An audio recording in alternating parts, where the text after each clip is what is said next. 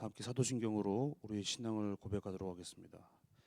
나는 전능하신 아버지 하나님, 천지의 창조주를 믿습니다. 나는 그의 유일하신 아들 우리 주 예수 그리스도를 믿습니다. 그는 성령으로 잉태되어 동정녀 마리아에게서 나시고 본디오 빌라도에게 고난을 받아 십자가에 못 박혀 죽으시고 장사된 지 사흘 만에 죽은 자 가운데서 다시 살아나셨으며 하늘에 오르시어 전능하신 아버지 하나님 우편에 앉아 계시다가 그로부터 살아있는 자와 죽은 자를 심판하러 오십니다. 나는 성령을 믿으며 거룩한 공교회와 성도의 교제와 죄를 용서받는 것과 몸의 부활과 영생을 믿습니다. 아멘. 이 시간은 함께 찬송가 436장 나 이제 주님의 새 생명 얻은 몸 함께 찬송하겠습니다.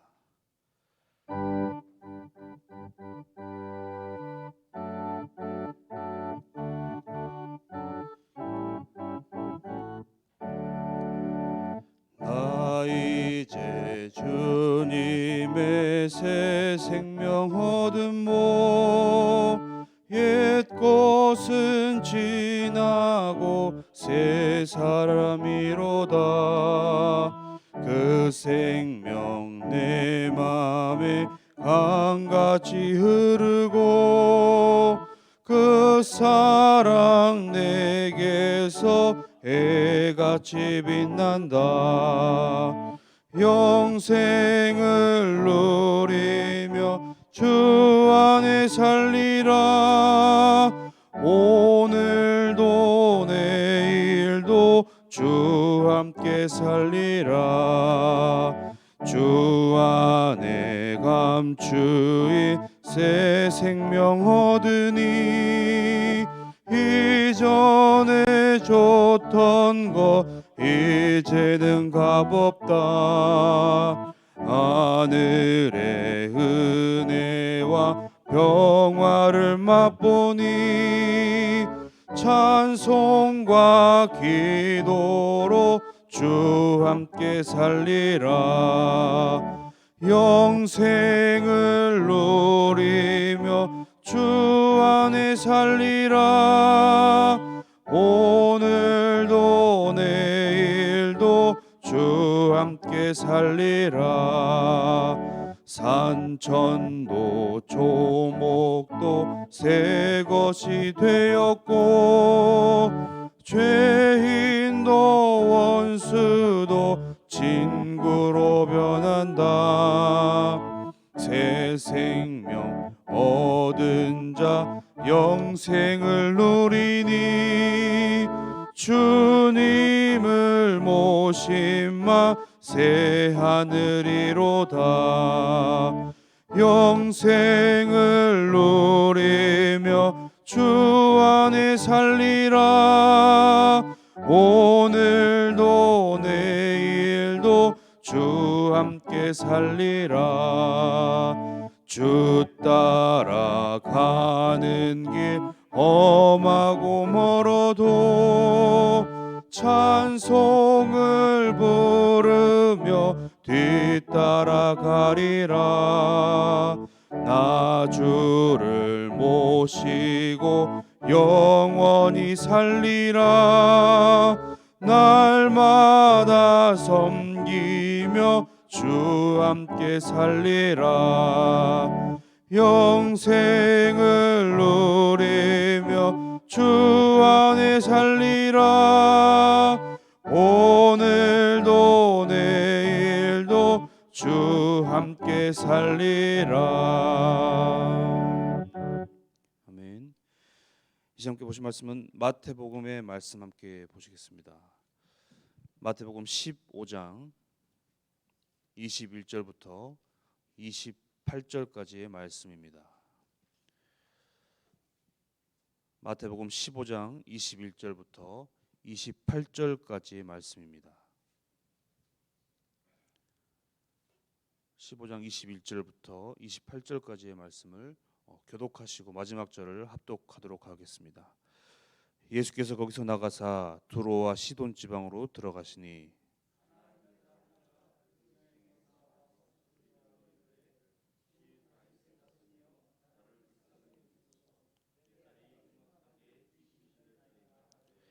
예수는 한 말씀도 대답하지 아니하시니 제자들이 와서 청하여 말하되 그 여자가 우리 뒤에서 소리를 지르오니 그를 보내소서.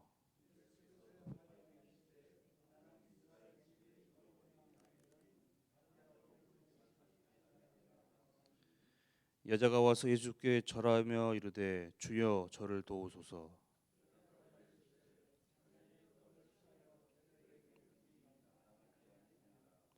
여자가 이르되 주여 올소이다마는 개들도 제 주인의 상에서 떨어지는 부스러기를 먹나이다 하니 이에 예수께서 대답하여 이르시되 여자여 내 믿음이 크도다 내 소원대로 되리라 하시니 그때로부터 그의 딸이 나으니라. 아멘. 네. 하나님께서 우리에게 허락하신 자녀는 큰 축복입니다. 특별히 우리나라는 인구 소멸 국가로 여겨져서 새 생명이 너무나도 귀한 지금의 시대인데요. 하지만 요즘 뉴스 헤드라인 중에 하나는 태어난 아기를 학대하고 방임하는 것을 넘어서 유기하고 또한 죽이는 일도 있어서 마음이 많이 아픈 것 같습니다. 이런 가슴 아픈 상황과 반대로 오늘 본문에는 이 주님을 향한 굳건한 믿음을 바탕으로 자식을 향한 이 부모의 사랑을 느낄 수 있는 이야기가 기록이 되어 있는데요. 주님은 지금 이스라엘의 이 북서쪽에 위치한 이방 지역인 두로와 시돈 지방으로 가셨습니다. 유대 땅에서 잠시 물러선 예수님의 사역인데 이때 한 여자가 등장합니다. 오늘 본문과 병행 본문인 이 마가복음 7장에서는 이 여인을 수로보니게 여인으로 기록하고 있는데 오늘 본문에서는 가나안 여자 하나라는 그저 인종적인 명칭을 쓰고 있습니다. 이 가나안 여자는 22절에 보니까 그 지경에서 나와서 무슨 말씀이십니까? 예수님을 자기가 직접 만나기 위해서 살던 곳을 떠나서 먼 길을 왔다고 지금 기록하는 것입니다. 그리고 소리 질렀습니다. 그렇다면 여자는 과연 어떤 사연을 가지고 예수님께 지금 외치고 있습니까? 그 외침은 주 다윗의 자손이여 나를 불쌍히 여기소서 내 딸이 흉악하게 귀신 들렸나이다. 이렇게 놀라운 고백, 아픈 고백을 하고 있습니다. 비록 이방 여인이면서 귀신 들린 딸까지 있는 어찌 보면 유대인들이 생각하기에 정말 경멸을 해야 되고 멀리해야 할 그런 출신의 여인이었지만 예수님에 대한 어느 정도의 지식과 믿음이 있는 사람이었습니다. 예수님을 향하여서 주라고 고백하고 또 다윗의 자손이라는 오히려 유대인들이 고백하지 못하는 고백들을 지금 하고 있기 때문이죠. 이 여인은 예수님께 다른 말씀은 드리지 않고 귀신 들린 딸이 있습니다 라는 지금 현재의 상황만을 주님께 말씀드립니다. 주님께서 이 말씀만 들으시면 어떻게 해 주실 것이다 라는 것을 기대하고 있는 것이죠. 말은 더 하지 않았지만 주님께서 자신의 이 딸을 위해서 치유의 기적을 어떻게 선포해 주시기를 간절히 바라고 있는 것입니다. 이런 여자의 외침에, 이 간절한 외침에 주님 어떤 반응을 보이시죠?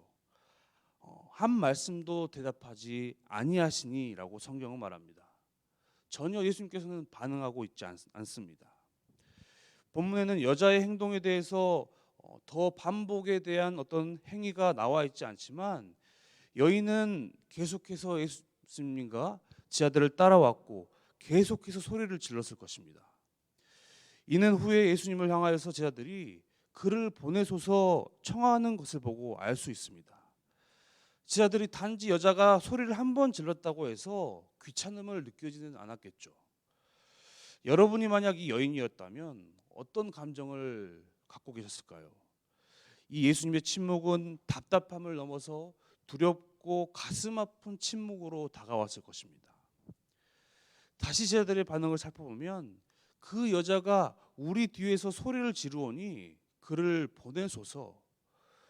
우리도 신경 쓰고 싶지 않은 사람이 뒤에서 자꾸 나를 위해서 소리를 치고 뭐라고 말한다면 신경이 쓰여서 빨리 그 자리를 벗어나고 싶을 것입니다.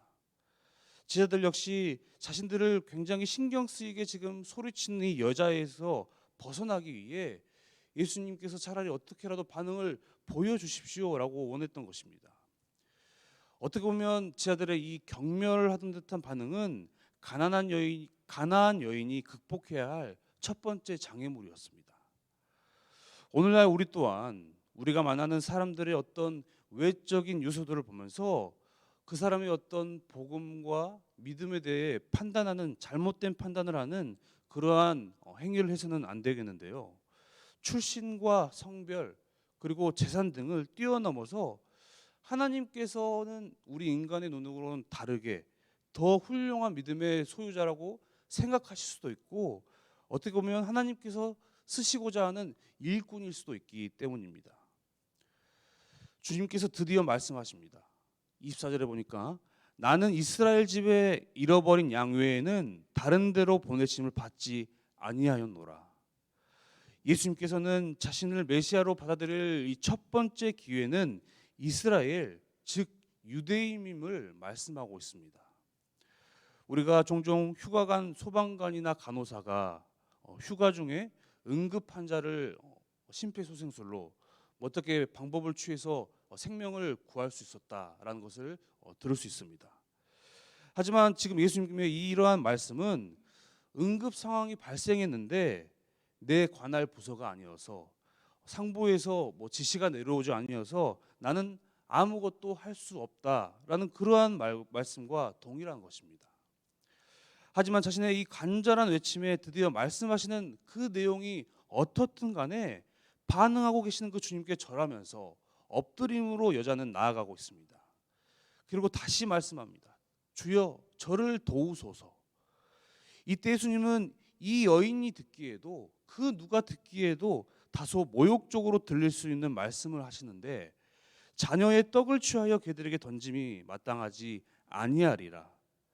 지금 유대인과 이방인을 각각 자녀와 개들로 비유하고 계십니다. 성경에서 개는 어떠한 이미지인가요? 사납고 불결하고 그리고 탐욕스러움을 나타내는 어떤 행악자로 성경은 묘사합니다. 유대인들은 당시 율법이나 어떠한 정결법들을 무시하는 이방인들을 주로 개로 비유했습니다. 그렇다면 26절에 주님이 말씀하신 이 의미는 무엇일까요? 이방인이 복음의 대열에 동참할 수 없다는 의미는 결코 아니면서 주님의 이 공생의 기간 동안에는 복음과 기적에 대한 우선권이 유대인에게 있다는 것입니다. 이 의미는 마태복음 10장 5절과 6절 말씀과도 일맥상통한데, 예수님께서는 마태복음 10장 5절과 6절에 제자들을 보내시면서 이방인의 길로도 가지 말고 사마리아 고을에도 들어가지 말고 오히려 이스라엘 집에 잃어버린 양들에게로 가라라고 말씀하시고 파송하십니다. 왜 주님께서는 이렇게 말씀하셨을까요? 예수님께서는 인간의 이 육신을 입고 이 땅에서의 이 자신의 활동이 환영받지 못하고, 그리고 3년이라는 짧은 시간적인 한계가 있음을 잘 알고 계셨습니다. 따라서 그분의 사역은 이 제한적인 시간 안에 유대인들에게 더욱더 집중하셨던 것이죠. 하지만 예수께서 부활하시고 승천하실 때 지하들에게 어떤 명령을 내립니까? 모든 민족을 제자로 삼아 아버지와 아들과 성령의 이름으로 세례를 베풀라라고 분부하셨습니다. 이 말씀은 이방인에 대한 이 본격적인 사역은 제자들의 것이고, 그리고 제자들과 함께하는 보혜사 성령님과 함께 이루어지게 될 것이다라는 그러한 말씀입니다. 이처럼 지금 본문 가운데는 예수님께서 하시고자 하는 어떤 경계가 있으셨습니다.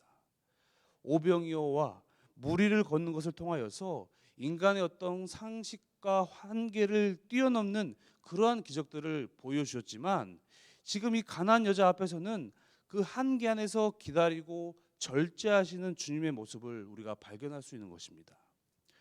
이처럼 우리 삶에 있어서 인간이 만든 한계는 주님이 허락하시고 능력을 주시면 뛰어넘을 수 있어야겠습니다. 하지만 하나님께서 나에게 주신 그 한계선은 뛰어넘지 않아야겠습니다. 순종의 마음을 가지고 정말 하나님의 부르심인가, 아니면 하나님의 어떤 비전과 하나님의 소명으로만 포장하고 나의 과욕은 그 안에 내용물로 들어있진 않은지 우리 안에 분별력을 갖춰야 할 것입니다. 본문으로 돌아와서 한편 이 예수님의 어떤 모욕적이고 냉소적인 말에 가나안 여자는 화를 내거나 섭섭해서 자신의 어떤 지경으로 돌아가지 않았습니다. 반박하지 않으며 그대로 수용하였습니다. 이것이 가능했던 이유는 주님을 향한 여인의 확실한 믿음과 신뢰가 있었기에 가능한 것이었습니다. 그녀는 지금 주님의 말씀과 행동에 있는 모순을 알아차렸습니다. 주님의 속뜻이 뭔가 다르시다라는 것을 간파했습니다. 주님은 나는 이스라엘 집에 잃어버린 양 외에는 다른 데로 보내심을 받지 아니하였노라라고 직접 말씀하셨는데, 아까 예수님은 지금 어디에 위치해 계시다고 말씀하셨습니까? 지금 두로와 시돈 지방이라는 유대인의 지방이 아닌 이방인의 지역에 직접 오셨기 때문입니다. 예수님의 지금 상황과 계시고 있는 그곳 가운데 언행일치의 것을 이 여자가 발견하는 것이죠. 따라서 여자는 다시금 희망을 가지고 간청할 수 있었습니다. 27절에 주님 그렇습니다. 그러나 개들도 주인의 상에서 떨어지는 부스러기는 얻어먹습니다. 얼마나 지혜롭고 또 재치가 있는 놀라운 믿음의 간청인가요? 집안에서 기르는 개가 누리는 혜택을 자신도 조금이나마 누릴 수 있다는 논리를 제시하고 있습니다. 주님의 말씀을 인정하고 자신의 절박함을 배가 고파 떨어진 부스러기라도 먹는 개, 그 개의 모습에 비유하면서 그 부스러기 은혜라도 받기를 원하는 이 여인의 믿음을 우리는 확인할 수 있습니다. 그 부스러기 은혜는 바로 그 귀신 들린 자기 귀한 딸의 치유인 것이죠. 이 믿음으로 말미암아 이제 28절에 딸이 치유되는 그러한 역사를 이루게 된 것입니다. 저희가 보는 28절에는 기록되어 있지 않지만 이 헬라어 원문 성경을 보면 말씀 앞에 예수님께서 하신 감탄사가 기록되어 있습니다. 오 여자여 내 믿음이 크도다, 이런 말씀이 기록되어 있는데, 기대를 넘어서는 이 가나안 여인의 큰 믿음 앞에 예수님도 크게 놀라 감격하신 것입니다. 여러분, 오늘 이 가나안 여인의 부스러기만도 족하다는 이 믿음, 주님의 은혜가 내게 족하다라는 이 믿음을 우리가 기억해야 할 것입니다. 여인은 거창하지 않아도 내가 주님의 그 은혜를 조금이나마 맛볼 수 있다면 이라는 이 간절함을 가지고 나아갔던 것입니다. 이런 사모함이 있는 자에게 주님은 함께 하실 것이고, 그 사람의 삶은 놀라운 영혼의 풍요로움을 경험하는 삶을 살아갈 것입니다. 우리가 삶을 이제 또한 살아갈 텐데, 많은 문제를 만나고 또 그 부스러기 같은 문제 자체만을 주님께 맡기는 것이 아니라 그 문제와 한계를 뛰어넘는 주님께서 우리에게 더 많은 축복과 은혜를 주시기를 원할 텐데, 우리가 겨자씨만한 그 믿음을 가지고 주님께로 나아갈 때에 우리 삶은 하나님께서 우리에게 허락하신 놀라운 은혜와 간증의 제목들로 흘러 차고 넘칠 줄 믿습니다. 함께 기도하겠습니다. 주님, 우리가 잃어버린 양 유대인들처럼 때로는 입술로만 하나님을 공경하고 마음은 정작 떠나 있지 않았는지 이 시간 돌아옵니다. 주님이 멀리 계시는 것 같이 느껴지는 그 순간과 상황 가운데도 끝까지 인내하면서 신실하게 여전히 우리를 위해서 일하고 계시는 예수님의 은총을 더욱더 구하며 나아갈 수 있는 일주일이 될 수 있도록, 오늘 하루가 될 수 있도록 주님 역사하여 주시옵소서. 감사드리며 예수님의 이름으로 기도합니다. 아멘. 네, 오늘 함께 기도하실 때에 예배와 신앙의 회복을 위해서 기도하겠습니다.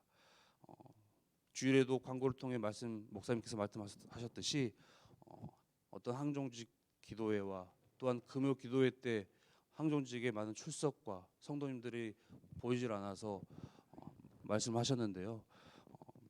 많은 공예배와 또한 경건의 시간들 가운데 많은 성도들이 함께하여서 우리 상봉교회가 주님께서 보시기에 아름다운 신앙 공동체가 될 수 있도록, 또 오늘부터 목사님의 휴가가 시작되시는데 그 휴가 가운데 진정한 회복과 또 쉼의 시간이 되셔서 다시 한번 이제 교회 가운데 복귀하셨을 때 하나님의 사역을 잘 감당할 수 있도록 이 시간 함께 이러한 기도 제목 또 각자의 기도 제목을 가지고 함께 나아가도록 하겠습니다. 함께 기도하겠습니다.